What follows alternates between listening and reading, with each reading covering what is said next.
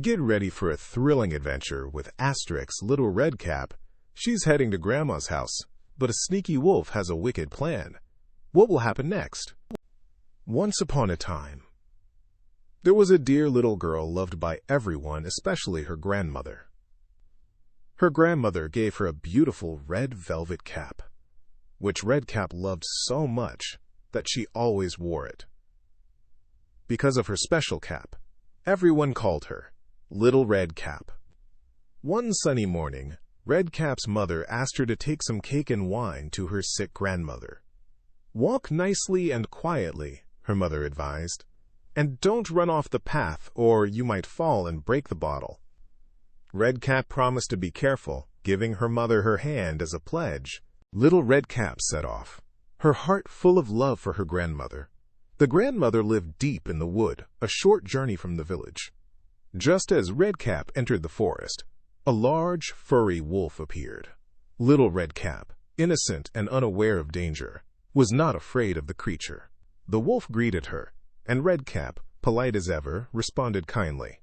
He then asked where she was going so early in the morning, and what was in her basket. Red Cap explained she was bringing cake and wine to make her sick grandmother stronger. The wolf, with a sly gleam in his yellow eyes, asked where her grandmother lived. Little Red Cap innocently told him about the house under the 3 large oak trees not far away in the wood.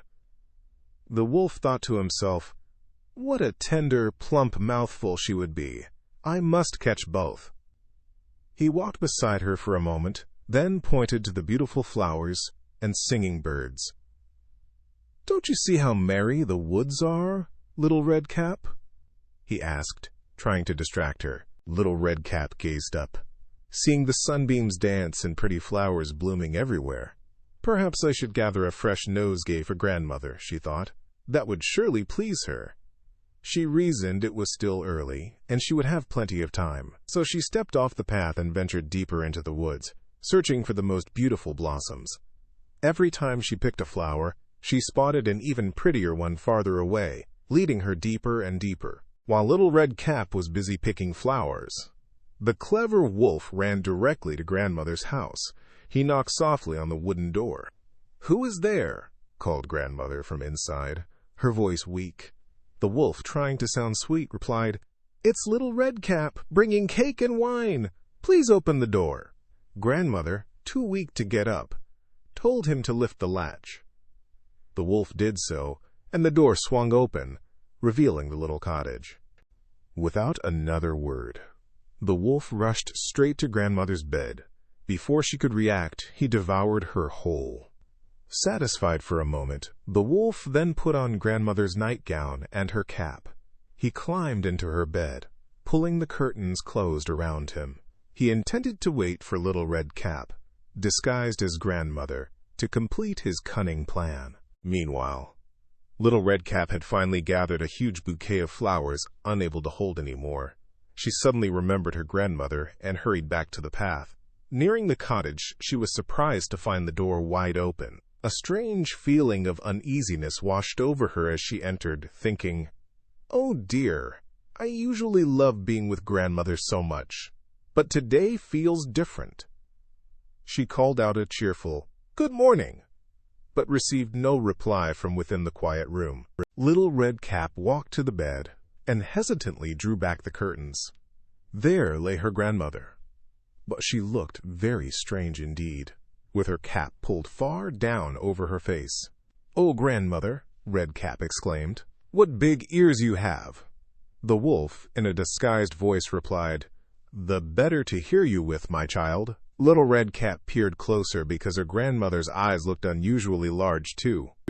Red Cap, still confused, then noticed, "But grandmother, what big eyes you have!" The wolf rasped back, "The better to see you with, my dear." Growing more puzzled by the minute, Red Cap observed, "And grandmother, what large hands you have!" Again the wolf answered, "The better to hug you with." Finally, with a gasp, Little Red Cap cried, "Oh, but grandmother, what a terrible big mouth you have!" The wolf grinned wickedly and roared, "The better to eat you with." No sooner had the wolf uttered his terrifying words than with one mighty bound, he sprang out of bed. Before Little Redcap could even scream, he swallowed her up whole, just as he had grandmother. The wolf, feeling very full and satisfied, lay back down in the bed. He soon fell fast asleep, snoring very loudly with a contented rumble. Just then, a brave huntsman was passing by the cottage. He heard the incredibly loud snoring coming from inside. How the old woman is snoring, he thought to himself. I must just see if she needs anything. He stepped into the quiet cottage and walked towards the bed. To his surprise, he found the big bad wolf lying there instead of grandmother. "Aha, you old sinner," the huntsman declared. "I have been looking for you for a long time." The huntsman was about to raise his weapon when a thought stopped him. The wolf might have swallowed grandmother, he realized, and perhaps she can still be saved. He decided against using his axe. Instead, he took out a pair of sharp, shiny scissors. Very carefully, the huntsman began to snip open the sleeping wolf's belly. With the first 2 snips, he saw a flash of red. Little Redcap's cap. With 2 more snips, Little Redcap joyfully sprang out, exclaiming, "Oh, how frightened I've been! It was so dark inside the wolf!" Then, to everyone's delight, the aged grandmother came out too, alive but very weak. Little Redcap quickly thought of a clever plan. She ran and gathered many heavy stones from outside. Together, they filled the wolf's body with the stones. When the wolf finally awoke, he tried to run away, but the heavy stones inside him were too much.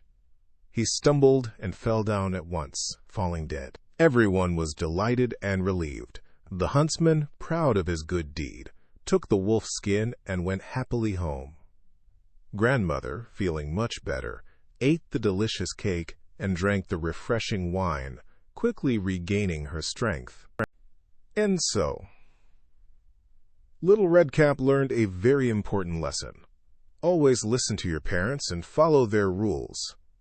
When you are told not to wander off alone or talk to strangers, it's for your safety. Staying on the right path, both literally and figuratively, helps keep you safe and sound. It's always best to be watchful, wise, and kind, just like Little Redcap became. Ever dreamed of being the hero? Now you get to be the star. Your adventure starts at TalesMio. Visit talesmio.com now.